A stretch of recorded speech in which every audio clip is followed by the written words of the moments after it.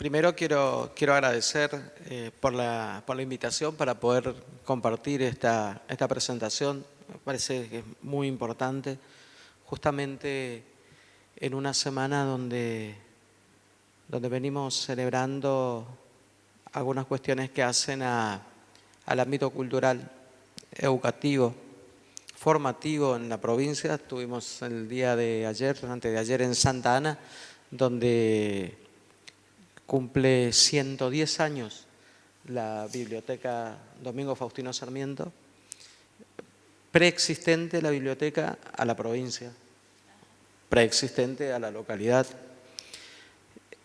Y justamente la biblioteca está en lo que fue la casa de Rudecindo Roca, la casa donde estuvo Rudecindo Roca, que fue el gobernador de esta provincia, ¿no? Hermano de Julio Argentino Roca. Y veíamos y charlábamos sobre la importancia que tiene la cultura en la inserción de nuestra sociedad. Lo hablaba recién con Ana, a quien agradezco venir a la provincia para poder compartir la presentación de este libro, sus sapiencias, sus cuestiones que hacen a la experiencia, y venir a Misiones y tener este auditorio muy importante para nosotros como provincia es algo fundamental. Agradecerte, Matías, por la invitación, a vos, siempre por tenernos presente desde el ámbito legislativo. Agradecerle al subsecretario de Seguridad, a Milton, desearle mucho éxito en la gestión que le toca llevar adelante a partir de este tiempo, al jefe de la policía de la provincia.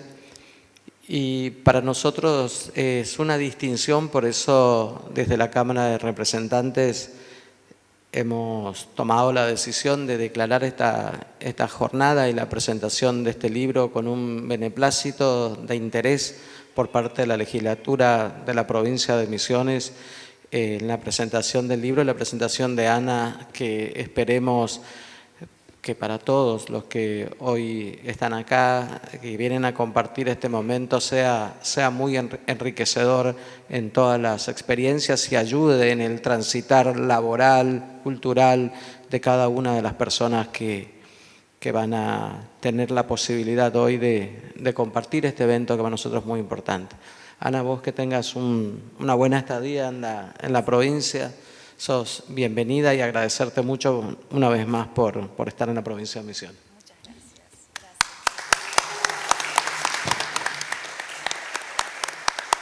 Un honor, de verdad. ¿Sí? Qué bueno, gracias, muy agradecida. Invitamos a la doctora Ana Sol Benítez Bosniak, de la revista Desafíos Administrativos, para hacer sus respectivas palabras de apertura. Bueno, buenos días a todos. Bienvenidos a esta importante jornada sobre el Estado responsable. Me honra estar aquí como jefa de Innovación y Desarrollo de la revista Desafíos Administrativos. Agradezco a toda la organización por esta oportunidad. Y hoy contamos con la destacada presencia de la autora Ana Salvatelli, quien nos compartió y nos compartirá el libro El Estado Responsable. Es una contribución muy valiosa para el campo del derecho administrativo.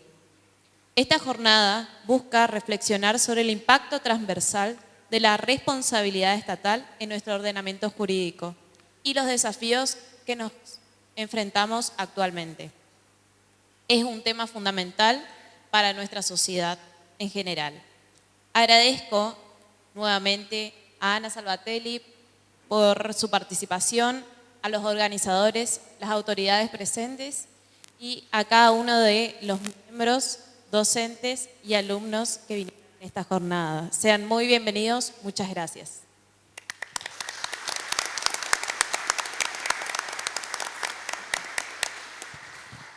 Invitamos al doctor José Manuel de la Iglesia, quien es el presidente de la Comisión de Jóvenes de Lambda. Buenos días. Bueno, mi nombre es Manuel de la Iglesia. No soy de ninguna iglesia en particular, es simplemente mi apellido.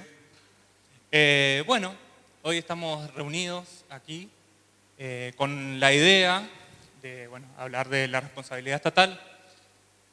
Desde la asociación organizamos en conjunto con el Ministerio de Gobierno el apoyo de la revista Desafíos Administrativos y de la Fiscalía de Estado de la Provincia de Misiones esta jornada. La responsabilidad del Estado es un tema transversal que nos impacta a toda la sociedad. Y es muy importante que todos, como profesionales y como ciudadanos, sobre todo, que nos involucremos en su análisis. Y que en su análisis, en la discusión de las ideas, y es muy importante también que nos comprometamos en la búsqueda de soluciones y estrategias para los desafíos presentes y futuros. Por eso es muy importante, y qué mejor que hacerlo con una gran profesional, una gran estudiosa, con mucha experiencia en el derecho administrativo y sobre todo una referente en lo que es la responsabilidad del Estado, que es la doctora Ana Salvatelli, que es a quien tenemos aquí presente y que le agradecemos, que estamos muy orgullosos de tener su presencia aquí. Ella nos viene a presentar su libro, que sin duda nos va a guiar, nos va a enriquecer en la comprensión de esta temática. Así que nada, agradecerles a todos por su presencia y a la doctora, muchas gracias por estar en nuestra bella provincia, en nuestra tierra colorada. Y bueno, que tengan una jornada muy buena para todos y enriquecedora sobre todo. Muchísimas gracias.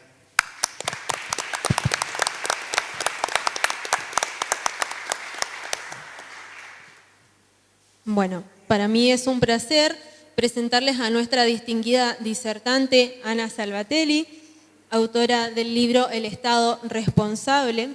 Bueno,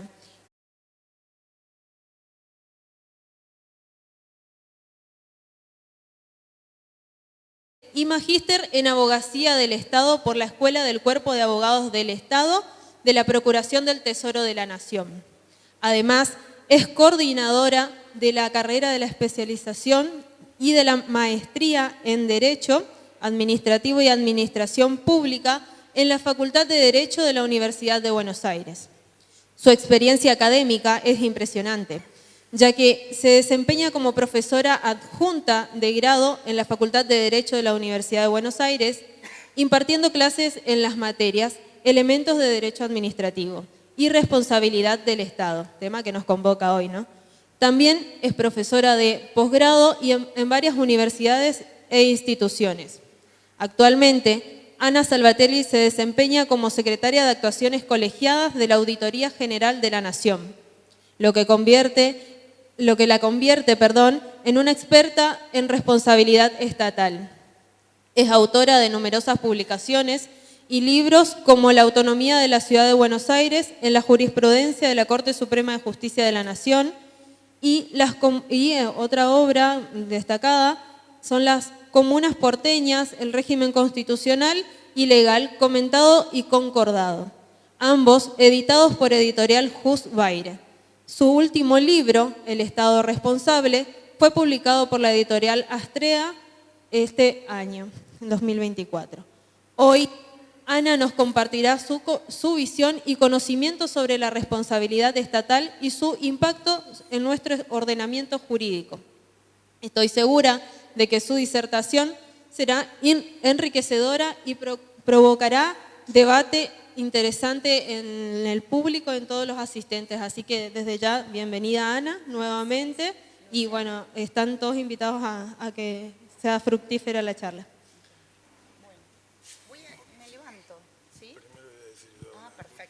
Primero voy a decir yo unas palabras. En principio, en nombre de la Asociación Misionera de Derecho Administrativo, en nombre del señor fiscal de Estado de la provincia, el doctor Fidel Duarte, en nombre también de la revista Desafíos Administrativos Quiero, en primer lugar, agradecer la presencia de todos ustedes aquí presentes. Quiero agradecer a las autoridades nacionales, a las autoridades provinciales y municipales. En principio, decirles que agradecemos a la totalidad de las direcciones de jurídicos, de las distintas reparticiones que están aquí presentes. Hay subsecretarios, hay algunos ministros, está mi amigo y también descendiente de compoblanos, el actual secretario de Gobierno Municipal acá de la Ciudad de Posadas, la directora de ATM, están las autoridades del Tribunal de Falta Municipal, gracias por estar, están también representantes de los organismos de control de la provincia, está entre otras autoridades destacables, la contadora Silvia Comparín, a quien agradecemos como en su carácter de vocal del Tribunal de Cuentas que nos esté acompañando, a la directora también del Registro de las Personas, a la directora del Registro de Personas Jurídicas. Bueno, hay indudablemente que entre... bueno, un saludo también para las autoridades judiciales que nos están acompañando, tanto del Fuero Federal como del ordinario y local. Entre otras autoridades están legisladores provinciales, destaco acá la presencia de la diputada Torres, y por supuesto que en razón es de destacar y la buena predisposición de los dueños de casa en permitirnos hoy estar aquí, en esta casa. Así que muchas gracias al jefe, al subjefe, al nuevo subsecretario de Seguridad. Y bueno, los agradecimientos son muchos y diría a mi señora que no traje el lente apropiado como para visualizar e identificar a todos. Está mi hermano también por allá, que es defensor federal. Agradezco a todos y cada uno de los presentes, lo veo al doctor Cooperman, también por allá, al doctor Galarza, etcétera. Pero no el fiscal municipal, quería destacar, a los amigos de AMDA, o sea que es larga la lista. Pero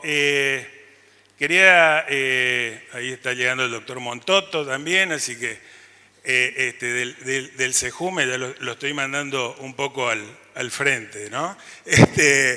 Pero más allá de esa cuestión y de destacar y agradecer la participación y la presencia de todos y cada uno de ustedes, creemos también necesario destacar que en este tipo de ámbitos intentamos reflexionar sobre algo que es muy caro a los sentimientos no solo de los teóricos del derecho administrativo, sino de los ciudadanos de a pie. Y somos de la idea, y esto lo hemos hablado mucho con el presidente de la legislatura, nosotros somos de los que pensamos de que sí, hablo desde la Asociación Misionera de Derecho Administrativo, de que si el derecho administrativo, como cualquier otro derecho, no es entendible por el ciudadano de a pie, no sirve de nada. O sea, es muy linda la norma, pero si es entendible solamente por el abogado especialista, el ciudadano nunca va a poder no solo cumplir con lo que se le pide, sino que también va a ser difícil también no transgredir a esas normativas.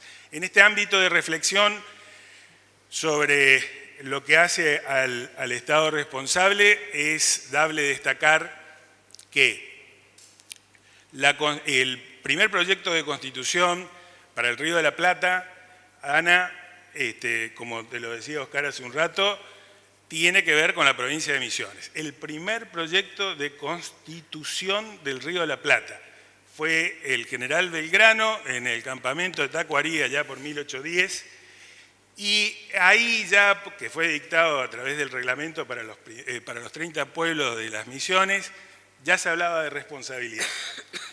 La Constitución de 1853 lo hace en 1994 tuvimos un gran alcance, pero nuevamente los misioneros, y eso le gusta a Oscar, nos destacamos con que la Constitución de la Provincia de Misiones ya tenía un capítulo específico y que expresan en sus artículos 80 y 81 taxativamente y hablan sobre la responsabilidad del Estado.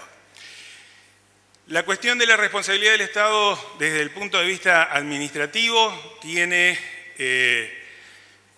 una transformación y actualización importante porque en principio fue un tema considerado secundario y hoy es un tema central tanto para el campo jurídico como para el campo político. Desde el punto de vista de la jurisprudencia, destacamos los avances del caso Campbell, por ejemplo, que dieron un puntapié inicial en lo que hace a el caso Campbell fue un caso de Campbell contra Provincia de Santa Fe, que se trataba de una expropiación irregular, como recordarán todos ustedes, y que, bueno, la Corte Suprema dio el remedio jurídico en su momento para retrotraer la cuestión. Día a día vamos avanzando, hablamos mucho de tecnología, hablamos mucho de nuevas normativas y del copia y pega de las facilidades que nos permiten hoy en las facultades. Pero lo importante es que y ahí también llega el concejal Pablo Velázquez, así que gracias Pablo por tu presencia, y en ese contexto entendemos nosotros necesario que en ámbitos como este reflexionemos, aprovechemos la visita de Ana y bueno, nuevamente gracias Oscar, gracias Milton, gracias Sandro y bueno, y ahora sí, escuchamos a Ana. Gracias. Muchas gracias.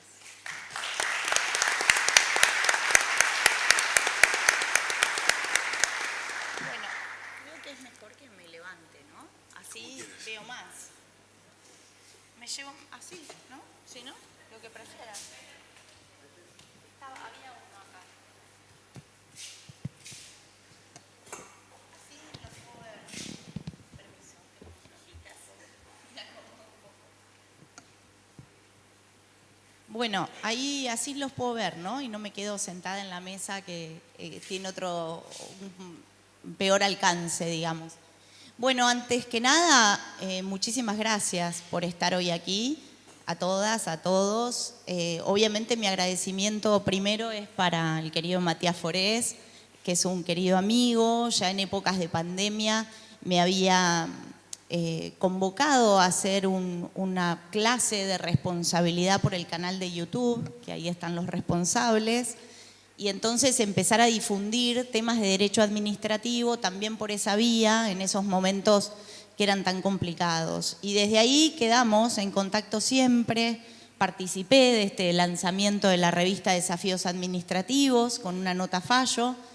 Y bueno, y tuve el placer, el honor de que me invitara a visitar esta provincia, esta ciudad, que imagínense que ahora ya es todo, de verdad, un honor, un placer para mí, porque el libro es lo que está escrito, es un producto, lo que yo reflexioné está puesto ahí, pero bueno, un evento como este, con la presencia de todos y de todas, es para mí un orgullo, de verdad un regalo, así que con mucha humildad se los quiero agradecer. Muchas gracias Matías, muchas gracias la presencia del exgobernador, de ustedes, por brindarme el espacio.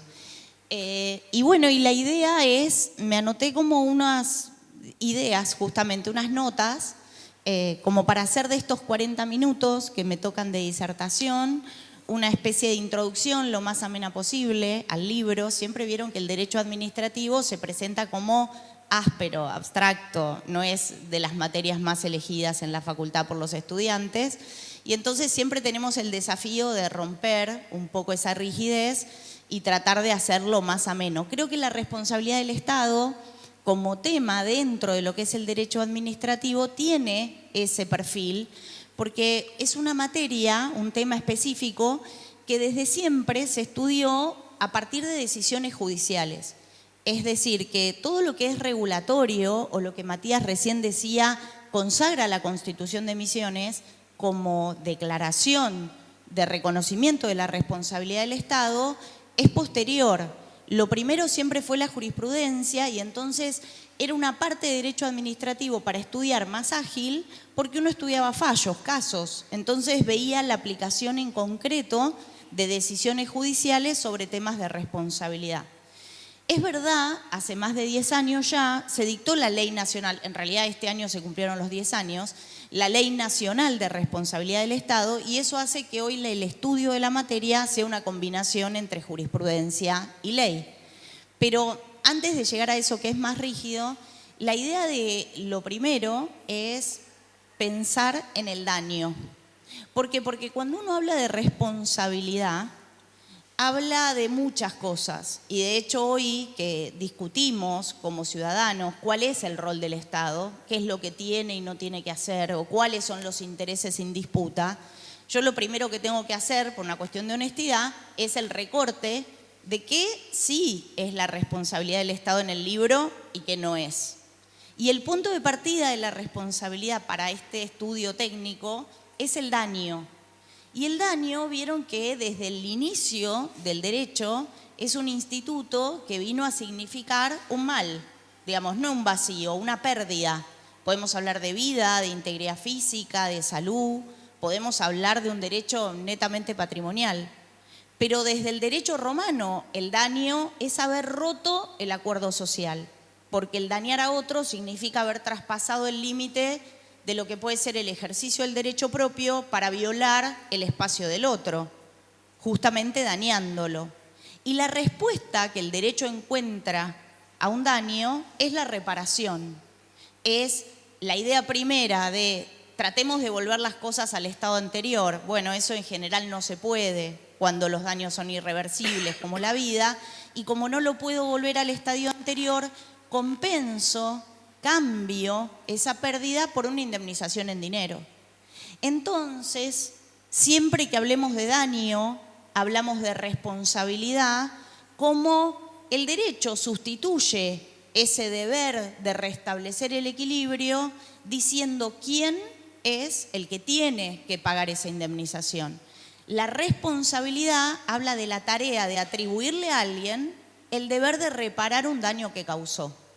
Y eso, como instituto de la responsabilidad civil, ancla en lo más profundo de nuestra legislación de fondo, a nivel Código Civil antes, Código Civil y Comercial. Nosotros en el derecho estudiamos siempre la responsabilidad como uno de los institutos del derecho de las obligaciones, porque dañar significa abrir un título para ser responsable por eso.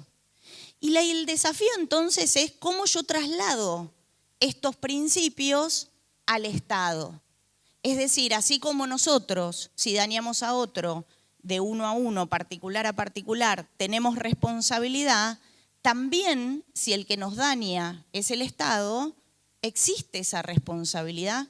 Y entonces el derecho administrativo se encarga en esta parte de la materia de estudiar desde dónde venimos y hacia dónde vamos en el reconocimiento de esa responsabilidad estatal. Cuando digo desde dónde venimos es porque, segunda idea que comparto con ustedes, el Estado en origen era irresponsable. La historia de la responsabilidad del Estado se construye desde su irresponsabilidad. Porque así como el derecho privado conoció el daño, la culpa, la relación de causalidad desde siempre, vieron que derecho administrativo llega mucho después, con la construcción del Estado, con la personificación del Estado, pensar al Estado como persona jurídica. Y vieron que justamente el derecho administrativo siempre lo que estudia es cómo limitar el ejercicio del poder. O sea, el origen del derecho administrativo es la concentración del poder estatal en el rey, previo a la Revolución Francesa. Y justamente la construcción de la división de poderes hace que caminemos todo este tiempo desandando cómo limitar ese poder estatal. Bueno, a raíz de ese origen es que en el origen del estudio de la responsabilidad nos decían el rey nunca se equivoca. Digamos, lo primero que se piensa es que el Estado no puede dañar a aquellos a quienes está llamado a proteger o a aquellos a quienes les aplica sus políticas públicas. Ese es el origen. La verdad que si yo les tuviera que decir hoy, 2024, ¿qué estudiamos? Estudiamos cómo limitar la responsabilidad estatal. Estamos exactamente en el punto contrario. ¿Por qué? Porque es tanto lo que le exigimos al Estado que haga, deje de hacer, que encare, son tanto los derechos y las garantías que tiene que efectivamente garantizar, que bueno, luego después puede ser responsable por todo aquello que no llega a ser. Hoy el gran desafío es lo que se llama responsabilidad por omisión. Es decir, aquellos daños que se producen porque el Estado no llegó, o llegó tarde, o no lo hizo bien. Fíjense también que en ese origen de la irresponsabilidad del Estado, bueno, se camina en una construcción. En eso hay hitos fundamentales, como es la personificación jurídica del Estado. Porque en responsabilidad del Estado yo tengo que saber a quién demandar. Al final del camino, de lo que se trata este tema, son de juicios, de daños y perjuicios, en donde frente a la existencia de un daño, yo voy a ir a pedirle a un juez que le atribuya al Estado el deber de resarcir. Entonces es una materia que se estudia centralmente desde una de las funciones de la responsabilidad, que es la función resarcitoria. Esta idea de que el juez va a decir, bueno, quién es el sujeto responsable y que ese sujeto responsable sea el Estado. El libro en definitiva va a estudiar bajo qué condiciones y bajo qué requisitos esto va a ser así. O sea, el Estado va a ser responsable. Y les decía en esta parte de la historia que desde esa irresponsabilidad pasamos a una etapa de responsabilidad a partir de la persona jurídica Estado y empieza una otra discusión. ¿Quién es responsable? ¿El funcionario o el Estado como persona jurídica?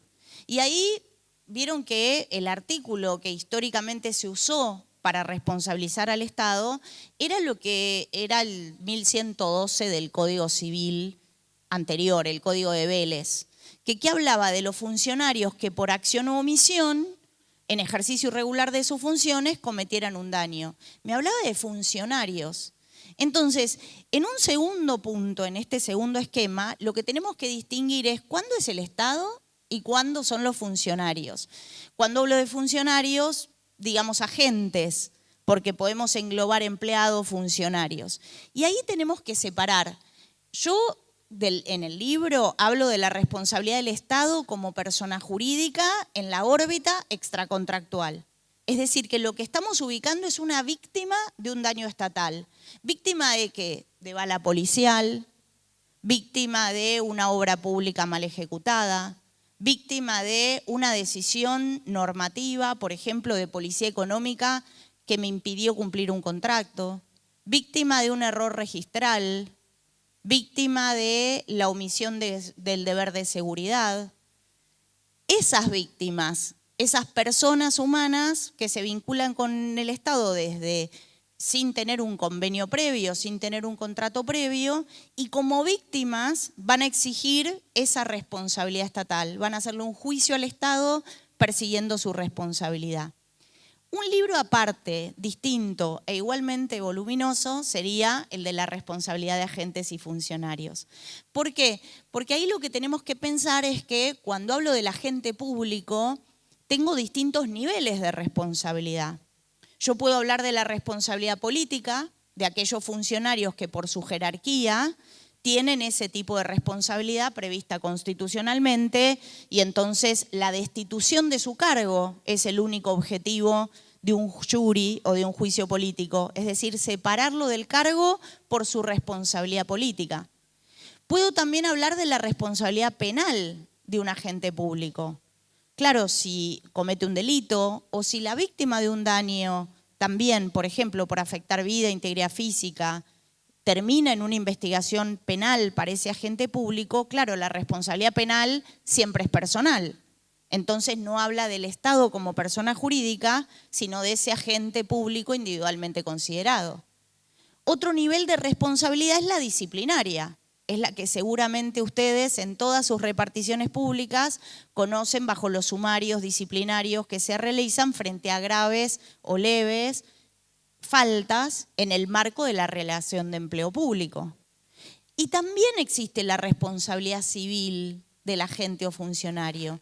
Y esa es la que conecta como responsabilidad patrimonial con esta que estudiamos hoy o sobre la que me toca disertar a mí, sobre la que escribí, que es la responsabilidad del Estado. Quiero decir, esa víctima del daño puede hacer el juicio tanto contra el Estado como persona jurídica, como contra ese agente público que concretamente le causó el daño.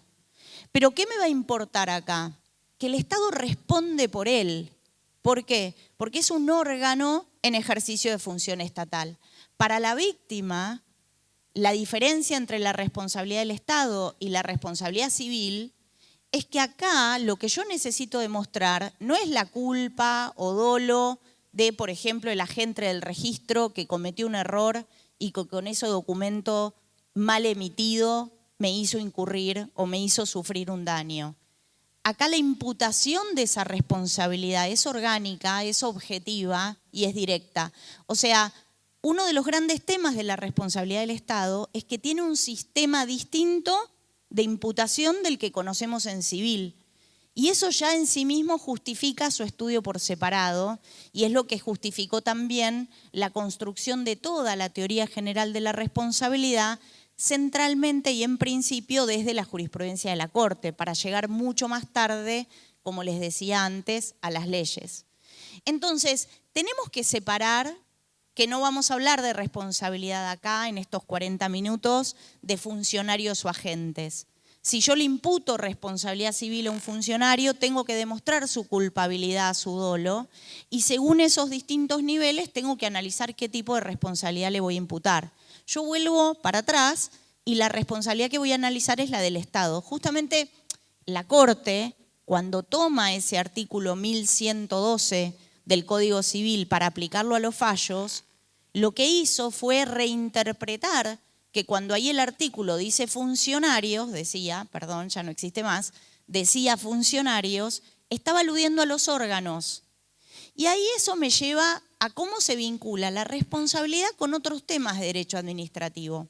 Por ejemplo, organización administrativa. Vieron que cuando uno estudia organización tiene ese desafío de tratar de entender los organigramas, cómo se ordena la administración por dentro. Piensen eso respecto de las personas humanas que se vinculan con la administración. Inentendible, básicamente, porque las relaciones orgánicas que se dan en cualquier ministerio, en la administración central o en cualquier ente descentralizado, es algo que nosotros estudiamos desde el derecho administrativo, pero que no es fácil de explicar para afuera. La clave de esos conceptos, la clave de la organización administrativa, es el concepto de órgano. Ese concepto de órgano lo que significa es que cualquier agente estatal que se encuentra en ejercicio u ocasión de las funciones, para afuera es un órgano estatal. Para afuera no importa cómo se llama, no importa si está actuando con culpa, es esa idea aparente de función estatal que es lo que va a permitir, bajo estas reglas de responsabilidad, que esa víctima pueda ni siquiera individualizar a quién le causó el daño. Supónganse el supuesto de una actuación policial en el medio de una marcha en donde se disparan balas de goma. Una víctima de ese hecho necesita individualizar qué policía disparó y en qué circunstancias para probar su daño. No. ¿Por qué? Porque ese policía que disparó, si yo demuestro, ¿no?, causalmente la conexión del hecho, es un agente en ejercicio de función estatal, es un órgano estatal. Por eso el órgano, que cuando estudiábamos organización administrativa parecía como un concepto muy anodino, como muy abstracto, sin sentido, en realidad el sentido más profundo que tiene es esto de poder conectar la responsabilidad estatal, poder facilitar la imputación de responsabilidades de las víctimas que no requieren, como en derecho civil, saber cómo se llama, si es culpable o actuó con dolo. Esa imputación orgánica, recuerden, también, como el concepto de órgano, que tiene dos partes el órgano. Una cosa es la objetiva o su competencia, las funciones que tiene atribuidas, y otra parte es la subjetiva o quién es esa persona en ese momento o cómo se llama. Y eso me sirve para volver a esa separación. Si yo hablo de la responsabilidad del funcionario, voy a estar considerando subjetivamente quién es ese órgano, de donde yo puedo decir que determinado juez es responsable políticamente, no como órgano juez, sino porque incurre en un delito y en ese caso tiene responsabilidad política. Para esta materia, para este libro, para esta disertación, no nos interesa ese nombre, ese apellido y ese rol subjetivo. Lo que sí nos va a interesar es el aspecto objetivo de ese órgano, esto es, qué competencia tiene, qué funciones y qué atribuciones. ¿Por qué? Porque si yo digo que ese policía que disparó en esas circunstancias y tengo una víctima de daño, para saber si actuó con falta de servicio o actuó regularmente, voy a tener que analizar, bueno, cuáles son las normas de competencia que rigen su actuación. De dónde puede ser una actuación irregular o puede ser una actuación regular. Y eso me va a llevar al tercer tema, habiendo hecho esta distinción, no vamos a hablar de responsabilidad de funcionarios, que es cómo se estudia la responsabilidad del Estado. Si yo les tengo que contar del libro, en el libro yo tengo una primer parte que es una introducción, que es un poco, también les voy a hablar de eso ahora, que tiene que ver con responder la pregunta ¿por qué responde el Estado? Y entender el mapa actual de Argentina en cuanto a la normativa, que tiene su complejidad. Luego hay una base conceptual, es decir, el libro tiene en su parte central lo que se llama una parte general que explica como un molde, con un esquema, bajo qué requisitos y bajo qué condiciones el Estado responde y lo hace analizando la jurisprudencia vinculada a cada tema. Y luego, tiene una parte especial que es que son tantos los casos, son tan numerosos los casos de responsabilidad, que hice agrupamientos en función de supuestos específicos que tienen complejidad particular. No es lo mismo la responsabilidad de la actividad derivada de la actuación judicial. Por ejemplo, ¿hay responsabilidad por las prisiones preventivas que dispone el Poder Judicial? Una persona que está privada de su libertad 10 meses, sale, ¿puede hacer un juicio de responsabilidad del Estado si se revoca la prisión preventiva y finalmente queda en libertad y no tiene mérito para continuar la investigación penal? Ese daño que se entiende traducido son los 10 meses preso, ¿da lugar a una reparación? O los casos de error judicial, esto de pensar el juez falla contrariamente a derecho y entonces yo quiero perseguir no solo la nulidad de esa sentencia, sino mi reparación a partir de esa sentencia. La responsabilidad por actuación judicial tiene mucha complejidad, tiene muchos casos, y en la manifestación más moderna o los últimos casos tienen que ver con la duración de los procesos judiciales. ¿Vieron cuando a veces nos preguntamos cómo puede ser que un juicio dure 15 años? Bueno, el Estado argentino fue condenado a raíz de eso, ya no solamente por el daño original. Miren, ese caso se llama, les voy a empezar a contar algunos casos para hacerlo más dinámico, voy a dejar el libro ahí. Por ejemplo, eso es una condena al Estado argentino que hizo la Corte Interamericana, que, abro paréntesis, no voy a hablar yo de la responsabilidad internacional del Estado, ¿se entiende? Eso se lo dejamos a internacional público. Yo estoy dentro de derecho administrativo en responsabilidad del Estado y nos interesa, como todo el derecho administrativo, solo lo local. Pero ¿qué pasa? Es verdad, la Corte Suprema, que con sus fallos va orientando las decisiones, en muchos fallos invoca fuentes o fallos de la Corte Interamericana. Entonces, uno de los desafíos que tenemos como abogados hoy es, y en eso me meto con el fundamento, entender, según el caso, ¿cuáles son los fundamentos de la responsabilidad estatal? Ahí yo había hecho una investigación mucho antes del libro, analizando la jurisprudencia, diciendo, ¿cómo juega la reforma de la Constitución del 94? Vieron que no es menor, sobre todo en esta época, que entiendo toda la normativa que va avanzando en estos días, ley de bases y demás, un poco lo que está poniendo en disputa es una contrarreforma del año 94. Estamos en discusión sobre si queremos volver a la Constitución del 53 o si estamos bien con la del 94.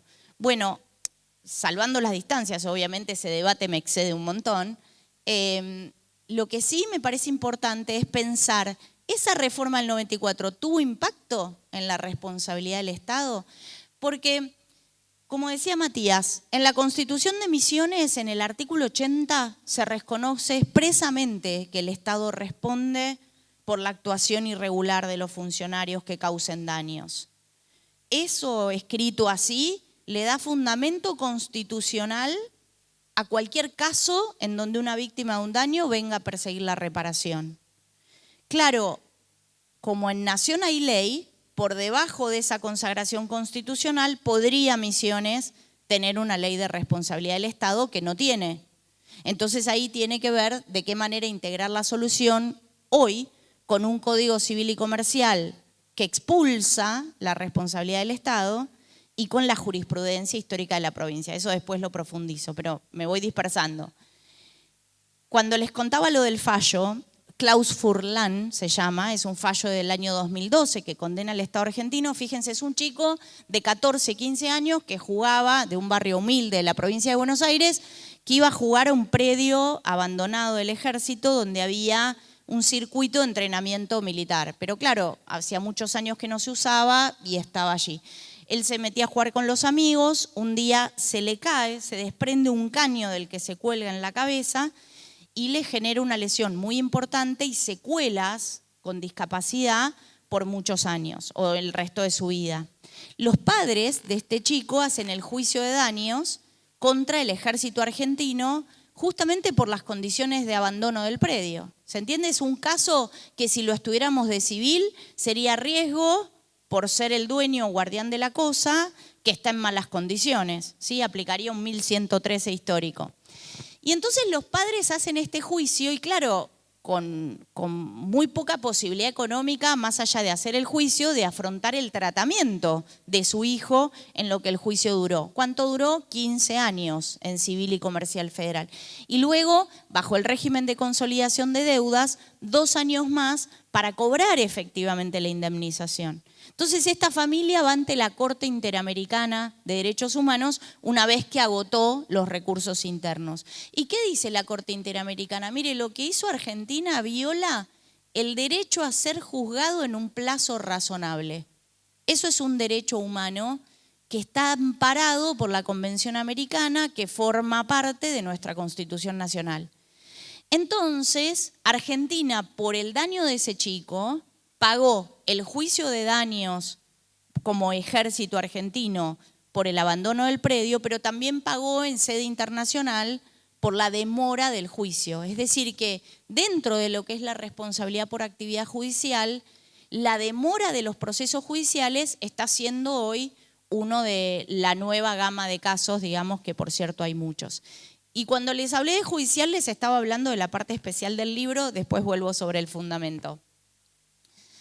Ahí se trata especialmente también concesionarios de servicios públicos. Vieron que es una discusión, ¿qué hace el Estado con los servicios públicos? Yo vi que el régimen de la Constitución Provincial tiene bastante escrito sobre eso, pero vieron que el Estado lo presta con empresas propias a los servicios o lo concesiona. Y ahí hay una discusión a nivel nacional porque lo que dijo la ley es que el Estado no responde cuando el daño se produce en el ejercicio de la función concesionada. Es decir, que si sufrís un daño en el marco de una concesión de servicios públicos, el Estado no responde, dice, ni directa ni subsidiariamente. Y esto dio lugar a una discusión de cómo si el Estado concesiona el servicio público, no responde nunca más por nada. Bueno, y entonces ahí hay que construir una interpretación de qué pasa. Fíjense que cuando se sancionó la ley estaba muy presente, ¿se acuerdan la tragedia de TVA en la estación Miserere, en la estación 11, cuando el tren concesionado choca contra la estación en febrero y mueren muchas personas? Entonces, al sancionarse la ley, la discusión era, si vos pones este artículo, significa que como Estado, si concesionaste, te deslindás de toda responsabilidad y no respondés más. Bueno, las leyes que se dictaron a posteriori de la Nacional expresamente mencionan que si hay omisión de control del concesionario por parte del Estado, también puede haber responsabilidad. O sea, hay una responsabilidad concurrente entre concesionario y usuarios. Y es interesante el tema porque, más allá de los servicios públicos, también la responsabilidad del concesionario aplica a accidentes en rutas concesionadas, es decir, a las concesiones de obra pública. Y esto también fue una discusión histórica, porque vieron, en un país como el nuestro, los primeros casos que aparecían era el caballo que se cruza en la ruta y produce un accidente. Y entonces ahí hay un caso famoso, Ruiz, de los 80, que la mujer demanda por la muerte de su marido en esa situación y le dicen, no hay responsabilidad de nadie acá. ¿Por qué? La ruta no estaba concesionada todavía, eran rutas provinciales o nacionales previo al sistema del peaje. La pregunta en esos casos es, ¿era deber del Estado evitar que el caballo se cruce? ¿El Estado puede llegar hasta ahí? Y entonces, si tenía que llegar, ¿su omisión hace que tenga que pagar por ese daño?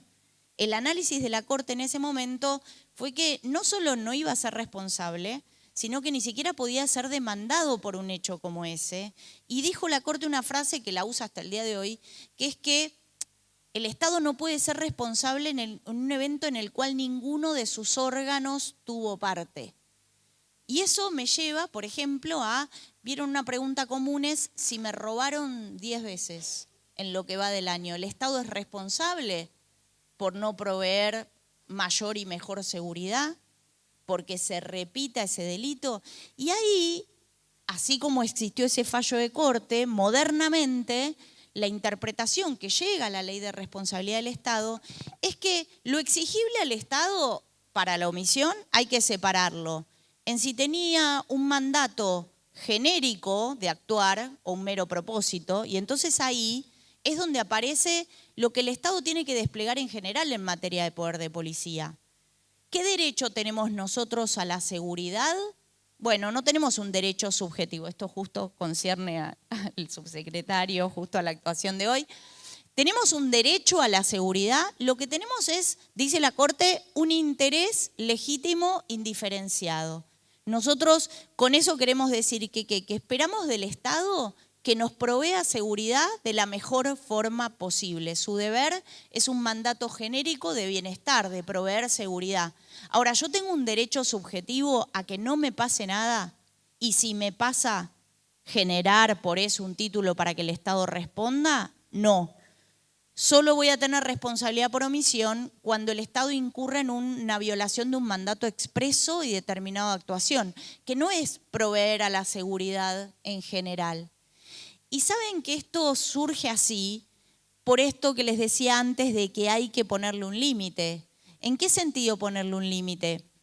Que el Estado tampoco puede, por la vía de la responsabilidad, ser un asegurador social. O sea, estar asegurándonos que vamos a estar indemnes de cualquier daño, porque si algo malo nos pasa, por la vía de la responsabilidad del Estado logramos la compensación. Es decir, que el desafío es cuándo sí el daño es resarcible y cuándo no lo es, porque entra dentro de esta carga que nos impone la vida en sociedad, que incluye sufrir daños que no siempre son resarcibles. Entonces el equilibrio es de lo que trata este análisis. Por eso la responsabilidad por actuación judicial, la responsabilidad de los concesionarios de servicios públicos y concesionarios de ruta, fíjense que ahí lo más moderno es separar que una cosa es un concesionario y otra cosa es el Estado controlando esa concesión. ¿Por qué? Porque con el concesionario, si le pagué el peaje o le pagué la tarifa, tengo una relación de consumo. Y las relaciones de consumo, vieron que ahora hay hasta fueros específicos de lo que es el derecho en las relaciones de consumo, genera un deber de seguridad con ese concesionario que nos une a mí como usuaria o consumidora con el concesionario, que es distinto de la relación extracontractual o sin vínculo de consumo que tengo con el Estado.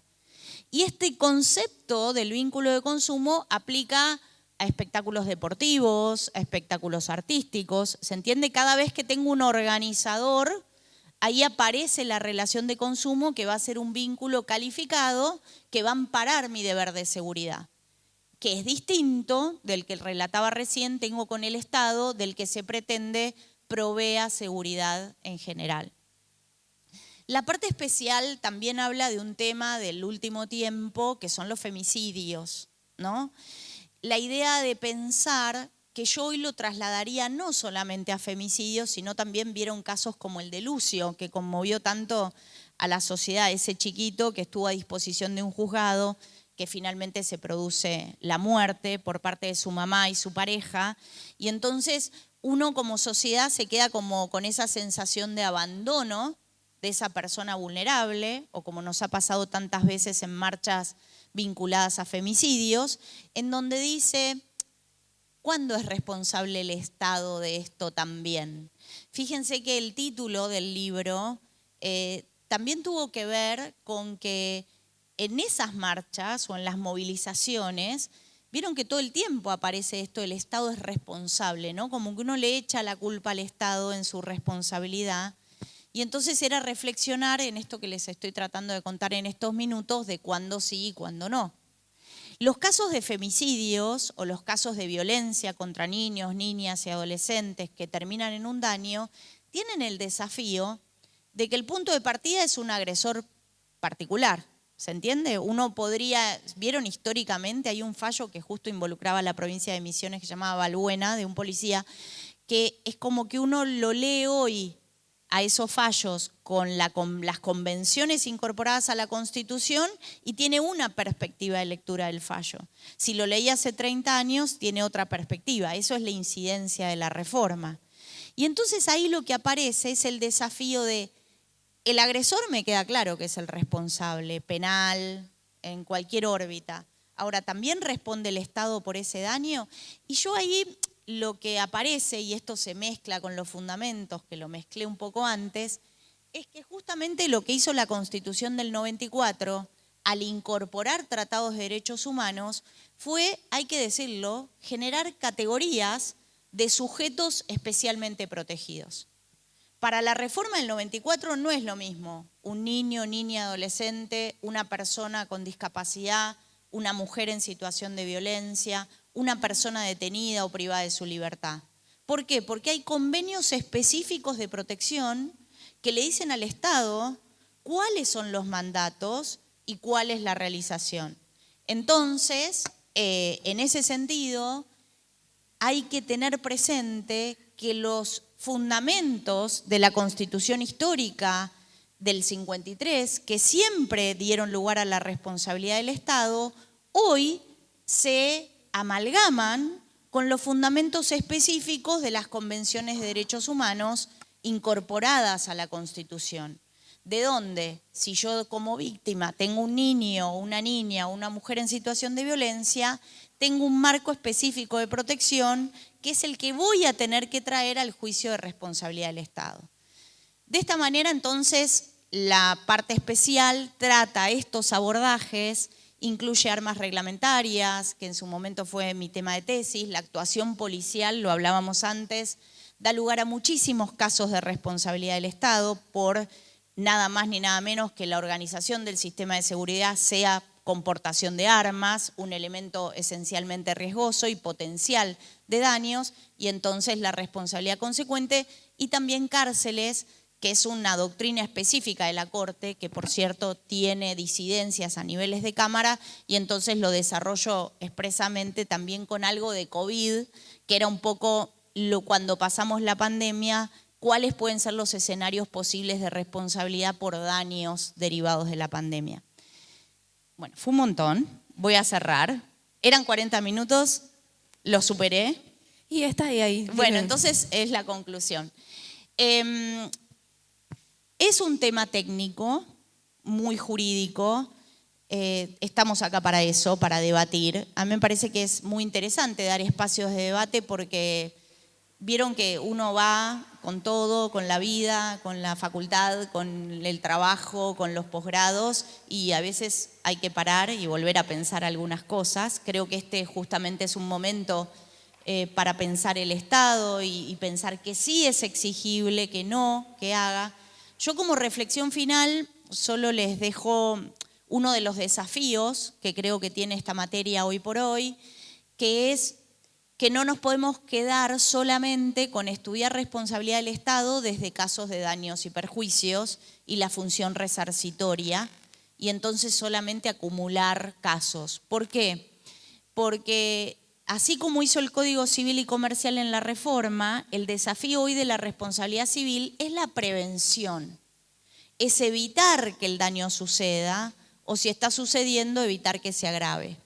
Entonces el desafío es la función preventiva de la responsabilidad. ¿Aplica también al Estado?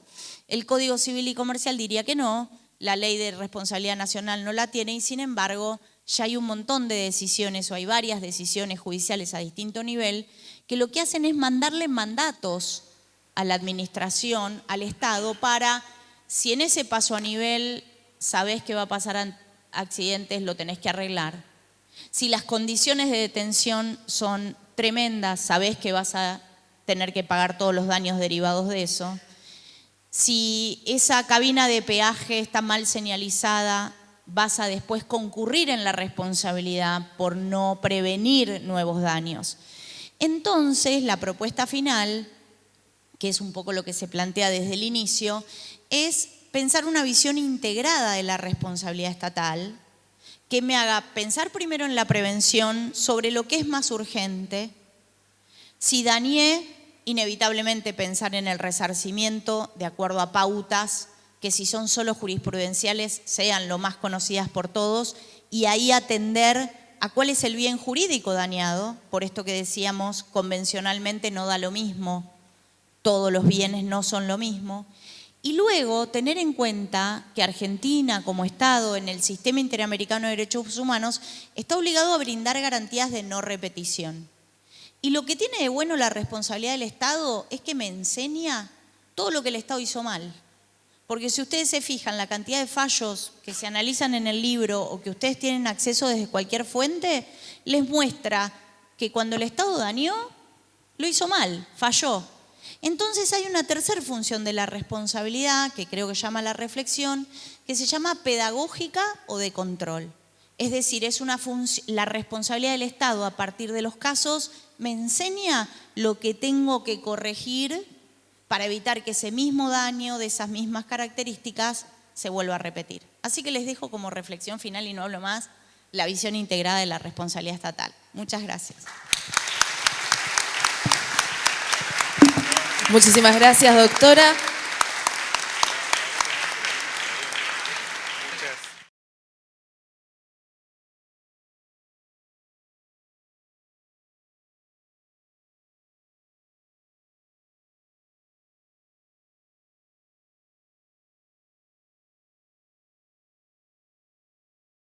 Ahora sí, una vez realizado esto, abrimos el debate o las preguntas, obviamente sin vergüenza. El que quiere realizar la pregunta, levanta la mano, nos acercamos con un micrófono, tenemos 20 minutos para hacerlo.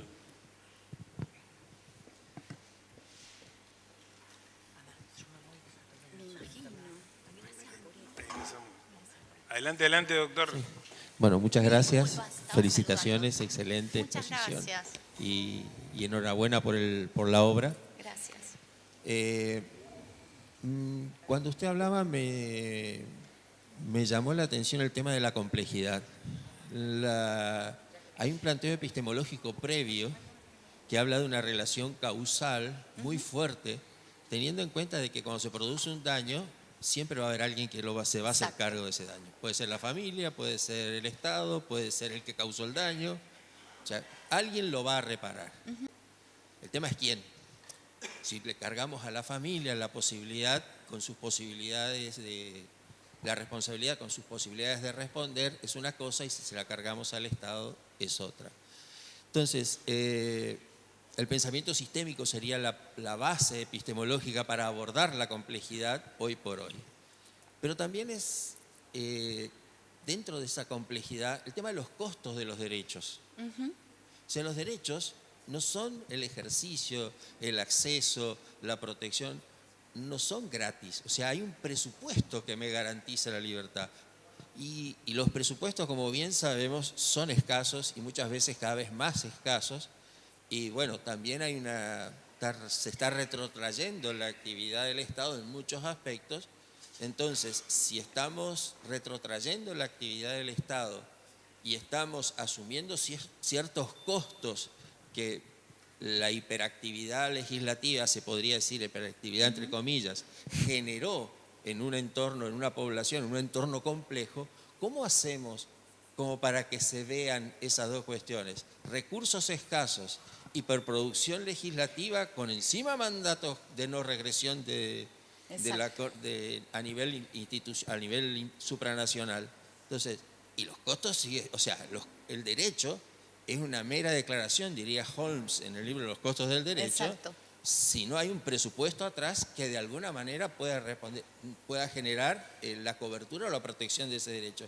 Pero también si la protección viene del lado de la responsabilidad solamente, quedaríamos en una paradoja, sería.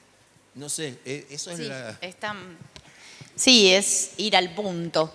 Esa reflexión es ir al punto. Porque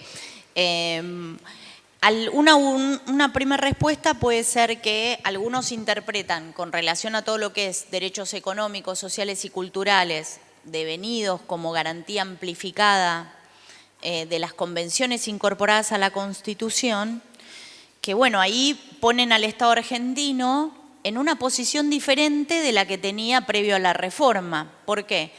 Porque vieron que ahí lo que se asume con las convenciones es que no estamos en pie de igualdad y entonces que no es una constitución como la del 53 en donde el Estado tiene que respetar el ejercicio del derecho sin interferir, sino que tiene que desplegar acciones positivas de intervención. Tengo que hacer para garantizar.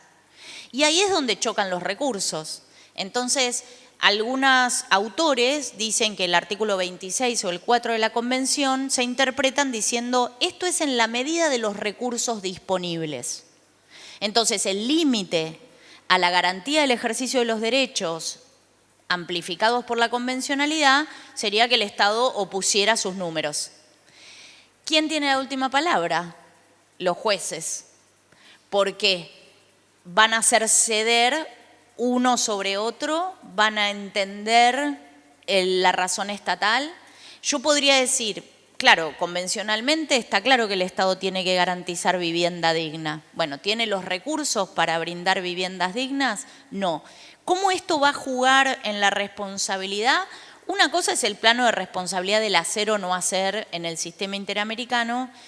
Y esto en concreto, que es cuando se produce efectivamente un daño, una pérdida, es lo que limita lo que estamos estudiando, por lo menos a partir de este libro, que es que, como decía, yo tengo que demostrar los requisitos. Tengo que tener un daño material, resarcible, no es el derecho a la vivienda digna como tal, ¿se entiende? Sino la pérdida, porque si no es un daño resarcible que puedo mensurar en dinero, no tengo derecho a una reparación. Tengo que demostrar una relación de causalidad adecuada y ahí se producen interferencias con otros factores. Tengo que demostrar la imputación al órgano en ejercicio de función estatal, o sea, no es algo genérico de decir el Estado no hace, sino que tiene que haber una conexión. Y luego el factor de atribución que juega en estos casos se llama falta de servicio. O sea que el Estado tiene que haber cometido una irregularidad. Y si omitir un mandato expreso y determinado de actuación. Bajo estos requisitos, el planteo cae y no es un caso de responsabilidad del Estado. Pero sí es una discusión previa a esta responsabilidad si las garantías convencionales al que el Estado argentino se obligó van a ser o no con el límite de los recursos. Así que está. Perfecto. Ese es el punto. Y ahí viene la Esa segunda es la parte. tensión. Y ahí viene la segunda parte, o sea, el ex post, cuando yo ya tengo planteado el acuerdo, la mediación como organizar, o sea, que muchas veces frente al Estado se desdibuja. ¿No es un método adecuado para oponerlo ante los organismos internacionales cuando las partes se pusieron de acuerdo en cómo se va a resarcir? Sí, en realidad ahí hay un sistema que se llama acuerdos de solución amistosa y el Estado argentino, por ejemplo, lo hizo en casos de violencia contra las mujeres, el caso Olga Díaz, en donde va ante el comité de la CEDAW, que es la Convención de Eliminación de todas las formas de discriminación contra la mujer, y el caso Olga Díaz es una mujer que durante 17 años denunció violencia. Intervino Policía Nacional, Policía de la Ciudad, OBD, jueces, juezas de distintas competencias. Vieron que uno de los grandes desafíos del Estado es poder articular sus propios recursos para no fragmentar estos procedimientos. Y a pesar de todas esas intervenciones, eso no pudo impedir que su expareja le prendiera fuego el auto y le intentara matar. No la mata, pero es una tentativa de femicidio. Y con ese cuadro, ella se presenta ante el comité CEDAW y el Estado argentino se presenta y reconoce su responsabilidad. ¿Qué hace ahí? Un acuerdo en donde dice, se va a fijar en un tribunal arbitrar la indemnización, pero además un desafío que hay en esos ámbitos es que la reparación no es solo pagar, sino que son medidas integrales de reparación, en esta idea que hablamos al inicio de devolver las cosas al estado anterior. Entonces, ¿a qué se obliga también el Estado argentino? A pedir disculpas públicas, a, por ejemplo, modificar normas, a generar mesas de trabajo, porque la idea es brindar esta garantía de no repetición. Entonces, ¿existen ámbitos de conciliación? Sí. El Estado argentino se tiene que presentar, reconoce y avanza en este sentido. Y el desafío que tiene es el alcance de la reparación, que es más amplio. Sí, sí, lo que pasa es que a nivel, claro, yo no conozco si puede, a nivel nacional, ahora con la ley bases podría haber alguna modificación en cuanto al permiso que tenga el Estado de transar, digamos, de llegar a acuerdos, porque siempre después, por lo que tiene dicho la Corte hasta ahora, si hubiese que fijar el quantum de una indemnización, ese siempre es del resorte judicial. Entonces hay que ver qué se puede hacer en sede administrativa y si hay que fijar una reparación, si no tendría que intervenir un juez. Es algo no resuelto. Nosotros en la Ley 12, número 19, de Medios Alternativos de Resolución de Conflictos, pone en cabeza del, o sea, quitan la responsabilidad, pero no. Ah. El Estado puede ir a mediación con un permiso especial. Ah, perfecto. Entes autárquicos y el Estado en general. Entonces Sí. se puede participar por derivación de una causa judicial, por ejemplo. A nivel nacional, la interpretación de la Procuración del Tesoro de lo que es la Ley de Abogacía del Estado es que no, un dictamen viejísimo, y ahora eso está un poco en revisión a partir de las disposiciones de la Ley Bases y habría que ver qué alcance tiene, pero todo es muy novedoso. Muchas gracias. Por favor, un placer. Buenos días. Hola, buen día. Hola. Yo soy Miriam Seidman, vengo por la Universidad de la Cuenca del Plata. Realmente un placer y muchas gracias, doctor Forés, por la invitación. Muchas gracias. Hola. Ahí se escucha perfecto. Mi pregunta es la siguiente. Estamos hablando principalmente de la responsabilidad por omisión, ¿no? Es más desde el punto de vista procesal. Pregunto, si en su libro incluye algunas cuestiones más procesales o son todas cuestiones de derecho de fondo. No. Porque el tema de la responsabilidad por omisión es justamente la prueba del no hecho, ¿no? Sí. Que es de cumplimiento imposible. Bien. Entonces, por ahí va la pregunta, porque estaría... Está perfecta la pregunta. A lo primero, no incluyo nada procesal y lo aclaro desde el inicio.